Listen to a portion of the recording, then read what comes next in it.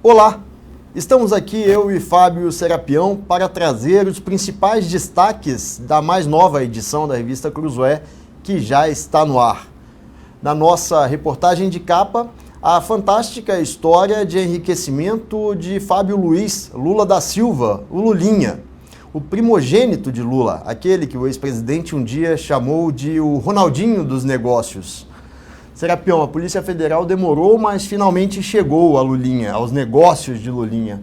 Por que demorou tanto, Serapião? Justamente, Rodrigo, a Polícia Federal, desde a 24ª fase da Lava Jato, ela já mira os negócios do Lulinha e de seus sócios, Jonas Suassuna e os irmãos Bittar. Isso porque lá atrás ela já descobriu que eles eram os donos do sítio de Atibaia, que era utilizado pelo ex-presidente Lula. A partir daí, ela foi tentando entender como que se dava essa relação entre as empresas do Lulinha, dos sócios dele e do próprio ex-presidente. E descobriu uma relação entre a compra do sítio e o Jonas Suassuna, o dono do sítio no papel, e essa relação com as empresas de telefonia. Ela percebeu que o dinheiro que entra nas contas da empresa do Jonas Suassuna, por meio dessas empresas de telefonia, depois abastecem a compra do sítio. A partir daí, eles conseguem mostrar que a investigação tinha que ser conduzida pela Força Tarefa de Curitiba e começam, de fato, a investigação.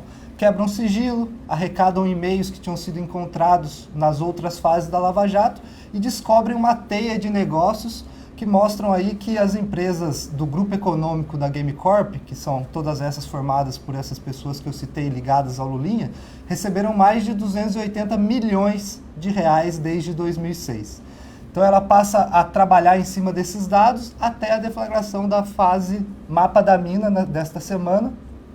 Tem um detalhe interessante que a Polícia Federal já havia feito esse pedido para a deflagração da operação há mais de um ano, inclusive com o pedido de prisão do Lulinha. Isso ficou meio que mal parado no Ministério Público. Justamente.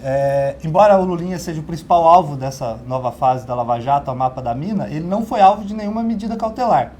Lá atrás, há 1 ano e 2 meses, a Polícia Federal chegou a pedir a prisão dele. O Ministério Público Federal, no primeiro momento, pediu 30 dias para se manifestar, depois pediu mais 60 dias, à época ainda do juiz Sérgio Moro, em Curitiba, antes dele vir para o Ministério.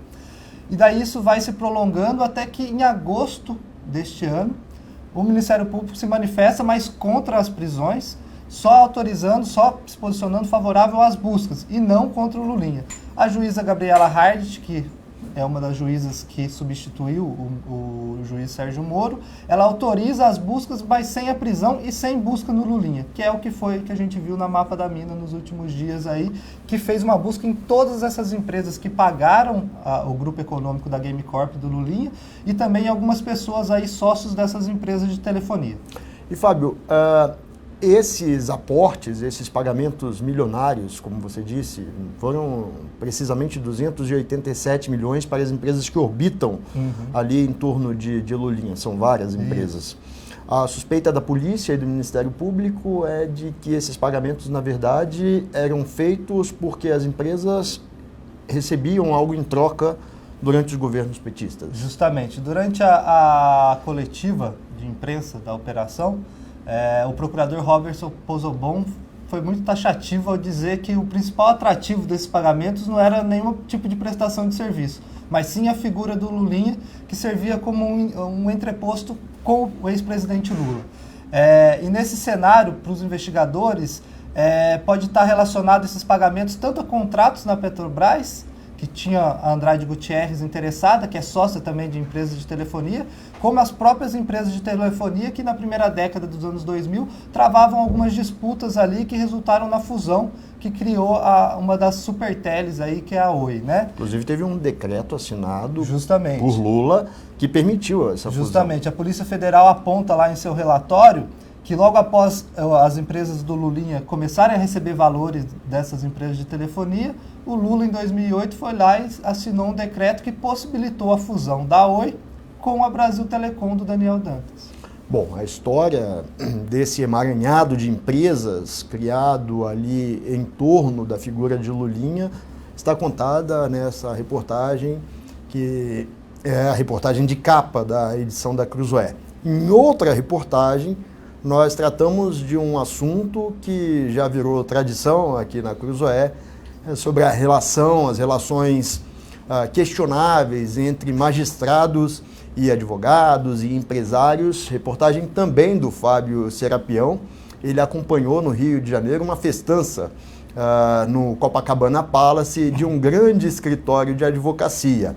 Lá havia políticos, havia evidentemente advogados, mas havia também magistrados, inclusive ministros do STJ. Fábio, você esteve lá e acompanhou a entrada e saída dos vários convidados dessa festa, dessa grande festa que contou inclusive com o show da cantora Ivete Sangalo.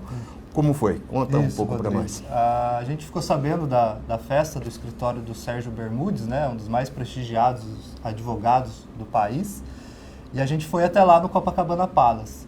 Eles reservaram todos os salões de festa do hotel, mais de 2.000 metros quadrados de festa, muita bebida, muita comida, show da Ivete Sangalo, uma festa que no interior se chama de festa de arromba. E lá, entre os 3.700 convidados, tinha de tudo, Rodrigo. Tinha imortal da Academia Brasileira de Letra, tinha juiz, tinha desembargador, tinha ministro do STJ, tinha artista. Ministro do STJ. 3 ministros do STJ. A gente conseguiu lá encontrar 3 ministros do STJ, todos que têm processos que envolvem a banca do Sérgio Bermudes. Esse é um detalhe importante. É Justamente. o que torna notícia o que nós vimos lá no Copacabana Palace. Esses ministros, eles julgam processos desse Justamente. escritório. E nem por isso se acharam impedidos de participar dessa festa. Justamente. Além de julgar processos do escritório de advogados ligados ao Sérgio Bermudes, essa participação numa festa de um escritório levanta algumas questões, né, Rodrigo? Será que eles participariam de festa de todos os escritórios? Será que um escritório lá do interior do país, convidá-los para uma festa, eles irão para dar esse prazer de estar no mesmo lugar, de poder conversar, até mesmo às vezes sobre o processo?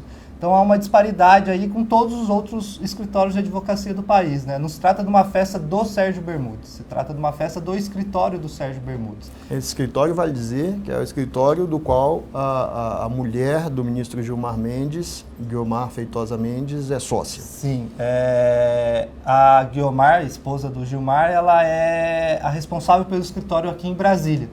E a relação dela com o escritório Sérgio Bermudes, os pagamentos do escritório Bermudes para ela, entraram na mira da Receita Federal no ano passado, e que deu todo aquele bafafá que o ministro Gilmar Mendes começou a atacar a Receita Federal. Depois veio a decisão. Depois veio aquela decisão que paralisou todas as investigações da Receita.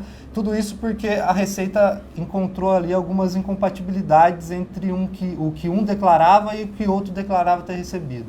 Então, essa relação, o escritório do Bermudes, embora seja um dos mais reconhecidos do país, pela sua capacidade e tudo mais, ele também é conhecido por essa boa relação, esse bom trânsito que tem em todos os setores da sociedade, incluindo as cortes superiores aqui de Brasília. Certo. Os detalhes dessa festa que o Fábio acompanhou lá dentro do Copacabana Palace, você lê na edição da revista Cruzoé, que já está no ar em www.cruzoé.com.br. Nós contamos com a sua leitura. Um abraço e até a próxima.